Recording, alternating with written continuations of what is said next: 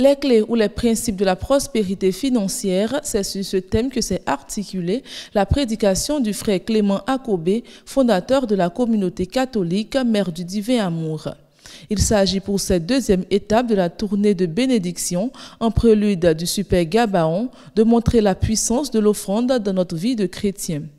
En s'appuyant sur l'évangile tiré du livre de Matthieu, le frère Clément Akobé a expliqué que celui qui soutient l'œuvre de Dieu sera toujours prospère. Notre bénédiction dépend en effet de nos dons, car Dieu a placé en l'homme l'ordre de croissance, mais pour bénéficier de cela, il faut une offrande pure et sincère. C'est cette offrande qui nous permettra d'entrer dans une alliance financière avec le Dieu suprême. Dieu a inscrit des lois simples. Et que si tout homme généreux, tout homme qui s'est donné, tout homme qui sait soutenir le pauvre, qui sait soutenir la veuve et l'orphelin, a forcément des récompenses de Dieu qui peuvent être des récompenses matérielles comme des récompenses spirituelles.